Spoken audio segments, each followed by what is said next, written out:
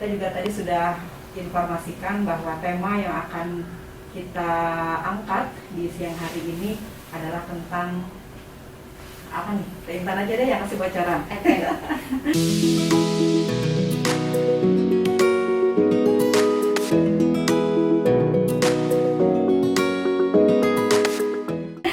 Oke, bismillahirrahmanirrahim. Assalamualaikum warahmatullahi wabarakatuh.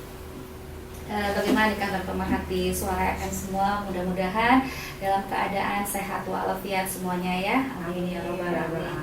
Ya, Mbak Nana, kali ini kita akan ngebahas tentang 5 sumber masalah hidup. Nah, ini biasanya kan orang-orang tuh mikir, oh kayaknya masalahku ekonomi deh, waduh masalahku tuh pasangan deh, oh anakku nih masalahku gitu. Padahal inti masalah mereka tuh bukan itu semua gitu. Oh, gitu. Iya, kayaknya kita sering sakit kepala sebelah kanan itu terus, misalnya selama sebulan tuh dikasih obat sakit kepala nggak mempan, cuma sembuh sebentar sakit lagi, ke dokter masih begitu.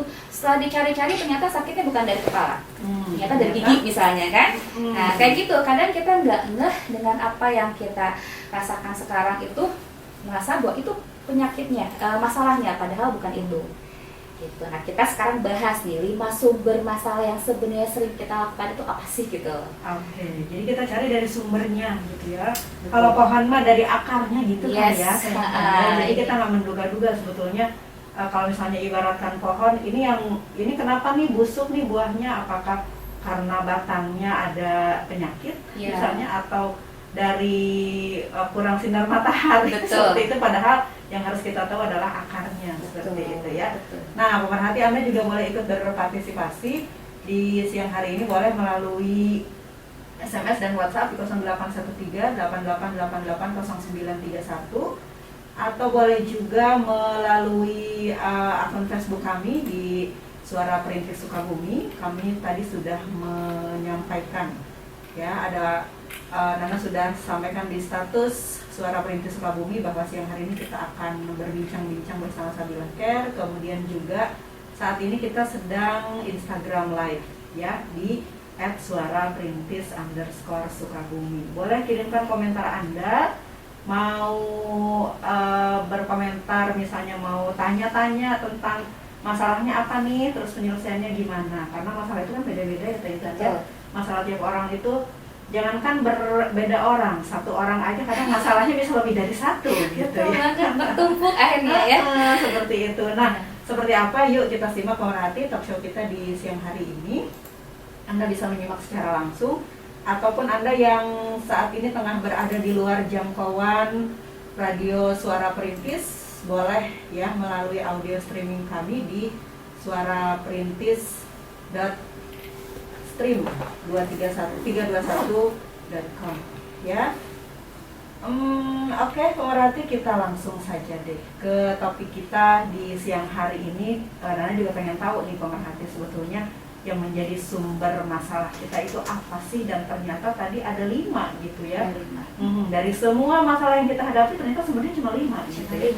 Tapi mudah-mudahan saya bisa menyampaikan semua ini saat ini ya, karena takutnya pembahasannya rada banyak banget. Nggak apa-apa Teh Intan, kalau misalnya nggak tuntas hari ini, berarti kita masih punya PR, nanti kita bisa ketemu lagi. Sambung lagi ya, baik. Oke, kita mulai aja nih Mbak Yana ya. Bismillah. Jadi para pemerhati Suara FM, kita harus sadar ya, ketika kita menghadapi suatu kejadian, itulah awal mula kita mendapatkan permasalahan. Jadi respon yang akan kita berikan ketika menghadapi suatu peristiwa, baik peristiwa maupun itu kejadian atau perorangan ya, dari perseorangan, disitulah awal kita akan memulai apakah ini akan jadi masalah atau akan jadi suatu syukur ya buat diri kita. Yang pertama itu adalah ketika kita tidak mampu menerima keadaan saat ini. Nah, ini sumber masalah yang pertama.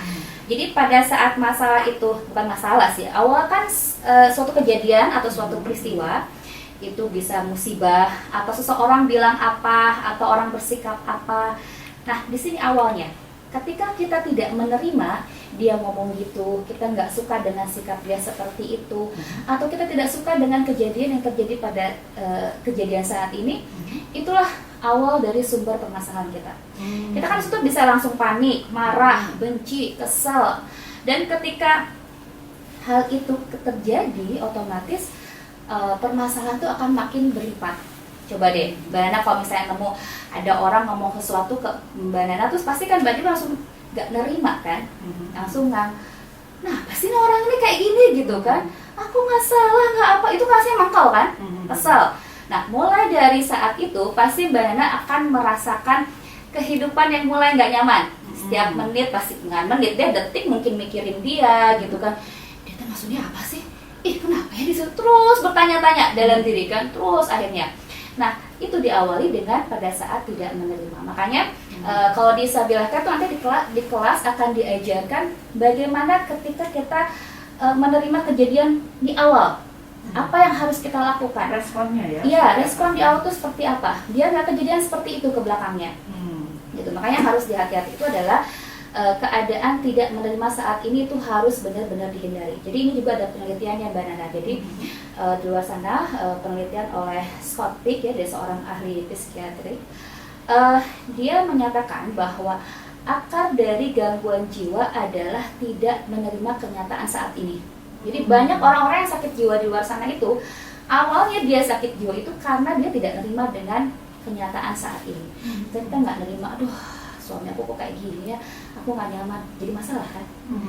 Aduh keadaan gini, corona, ekonomi menurun, masalah kan jadinya.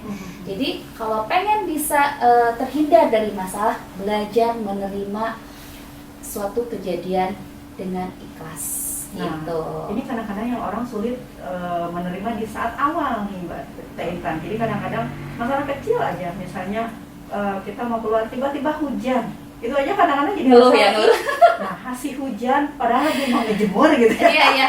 Padahal Capek itu kan kerjanya betul, gitu ya. Padahal kan itu sebetulnya masalahnya kecil, tetapi karena itu tadi karena tidak bisa menerima di awal, akhirnya malah menjadi masalah gitu ya. Betul. Jadi gini. Sebenarnya awal kejadian itu sifatnya netral. Jadi dalam artian sifat netral gini, ketika hujan itu kan nggak ada arti ya, cuma hujan. Tapi ketika Mbak Nana mengerti, aduh kalau hujan aku nggak bisa ngejemur, aku nggak ngejemur berarti kerjaan aku nggak beres. Aku nggak beres berarti aku kesel. Nah itu kan memaknai. Betul. Tapi ketika misalnya Mbak Nana memaknai, oh hujan ya Allah, alhamdulillah, ya udah deh nggak apa-apa, nggak bisa jemur di luar, jemur dalam aja, insya Allah kering pakai kipas angin. Nah kan akhirnya enak ya. Ada Coba, solusi, iya rasakan dua hal itu, penilaian terhadap suatu kejadian. Dari dua hal itu kira-kira Mbak Nana tenang yang mana? Yang pertama kah ngeluh atau yang kedua yang ya udah syukur alhamdulillah hujan ya Allah, bisa dijemur di dalam pakai kipas angin gampang insya Allah kering. Lebih enak yang mana tuh kira-kira? Lebih enak yang kedua. Yes, lebih enak kedua. Jadi kita kalau di kelas itu akan dilatih bagaimana kita harus bisa memaknai setiap kejadian yang datang sama kita itu dengan hal-hal yang positif. Nah cuma ada masalahnya lagi nih Mbak Nana. Apa lagi nih? Nah ternyata dari setiap orang tuh akan beda-beda belajar dan memaknai. Ada orang yang dengan mudah dia memaknai, belajar, kasih tahu konsepnya ini nih ya kan, oke jalan. Ada juga yang kesulitan luar biasa, gitu. Setelah digali-digali, ternyata yang membuat dia kesulitan untuk memaknai suatu peristiwa adalah karena dia punya trauma di masa lalu. Oh, itu juga ternyata berpengaruh. Ngaruh banget. Apalagi dia sampai punya inner child, dia punya hot bottom yang kalau disentuh itu bisa membangkitkan amarah gitu ya. Nah itu berpengaruh. Jadi ketika untuk menerapi orang-orang seperti itu, kita akan coba dulu selesaikan traumanya. Kita akan cari dulu inner child-nya apa. Jadi ketika dia memaknai suatu masalah, nanti dia akan lebih, oh iya ini inner child saya yang keluar. Tenang. Dia akan bisa dengan self talk, ngomong ke dalam dirinya dengan baik-baik untuk menenangkan dirinya. Akhirnya nanti dia bisa memaknai suatu kejadian itu dengan hal-hal yang positif. Gitu. Kan tidak semua orang bisa sampai ke titik itu, tetapi bukan tidak mungkin juga setiap orang bisa sampai ke titik tersebut. Nah, bagaimana nih Teh caranya supaya kita bisa menyikapi gitu ya, setiap masalah itu dengan positif, artinya bisa menerima gitu. Karena kan kalau tidak dilatih itu tidak akan bisa gitu. Betul, Tetap betul. aja kita akan menjadi pribadi yang apa-apa mengeluh, apa-apa negatif gitu ya. Betul banget, dulu juga saya termasuk orang yang seperti itu. Jadi ketika saya pelajari ternyata kuncinya adalah di satu, latihan. Karena ini proses ini adalah merubah habit Mbak Nana. Bukan yang sekali dapat ilmu langsung bisa cesplem, nggak bisa. Betul. Jadi perlu latihan habit, dan di sini habit itu perlu pendamping. Jadi butuh didampingi ya. Kamu udah sejauh mana? Apa yang kamu rasakan? Oh, saya udah sampai gini-gini. Oke, kita lanjut ke sini, coba di sini. Itu enaknya kalau di kelas. Jadi kita ada pendampingan kepada mereka, terus menelaah memang setiap orang-orang tuh beda apa tadi itu kesigapannya ya dalam memaknai masalah. Ada yang lebih mudah, ada yang sulit banget, dan disitulah ada banyak ilmu yang bisa didapat dari mereka. Insya Allah bisa, yang penting memaksakan diri untuk mau merubah habit. Nah ini kadang ada juga murid yang mau maksa ini, bandel-bandel misalnya, aku kan begini.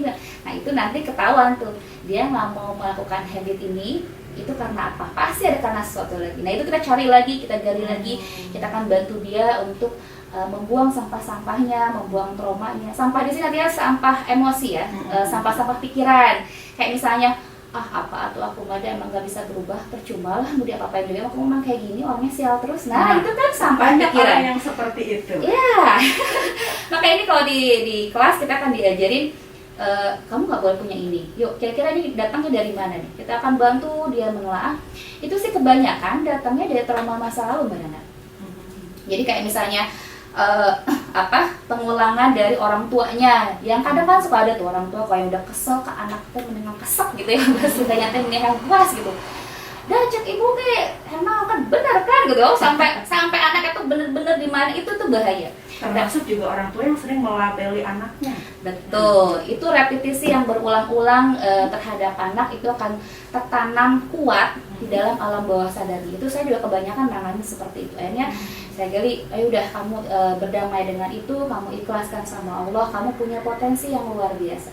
Saya juga dulunya pemalu banget, makanya pas nggak kepikiran sampai seperti ini deh, nggak, ya Allah. Dan alhamdulillah setelah dilatih bisa juga gitu. Jadi insya Allah kalau masuk kelas nanti kita akan bantu untuk bagaimana menemukan. Karena kalau dibahas ini nggak mungkin ya, panjangan. Nah, info kelasnya dulu nih Teh Intan, kapan?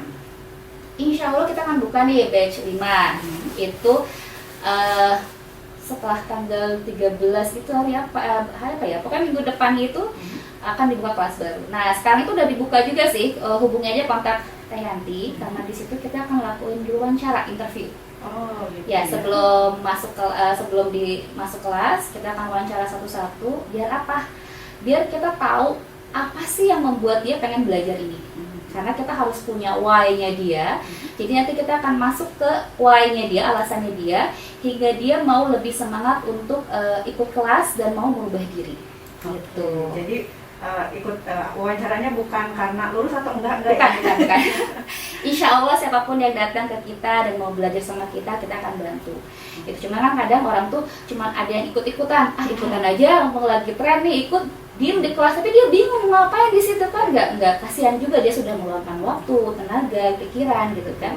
Makanya sebelumnya kita jelasin apa sih yang buat kamu datang ke sini, apa yang ingin kamu rubah dalam diri kamu, apa yang bisa kamu kita berikan pada dirimu dengan masalah kamu seperti ini. Nah di situ kita akan interview dia seperti itu sampai akhirnya kita deal berdua untuk belajar ke depan, memperbaiki diri. Kamu siap untuk di coach, kami siap untuk memberikan support, udah deal jalan gitu. Ya, jadi untuk Anda pemerhati yang ingin ikut kelasnya nanti akan dibuka batch 5 setelah tanggal 13 Maret ya Teh ya? Iya, setelah tanggal 13 Maret. Pendaftaran sudah mulai dari sekarang. Nah, biar nggak kehabisan kuota, boleh langsung mendaftar dari sekarang. Karena terbatas banget kelasnya, Mbak Nana. Nah, gitu. Apalagi kan sekarang harus jaga jarak ya, jadi kita nggak bisa terlalu ramah banget, penuh, benar-benar dijaga jarak, dikondisikan. Jadi harus dari sekarang daftar, karena kita akan ada proses interview dulu selama 2 minggu ke depan ya, berarti 2 minggu ke depan insya Allah nanti kalau udah Allah takdirkan kita akan bertemu di kelas, mudah-mudahan ya.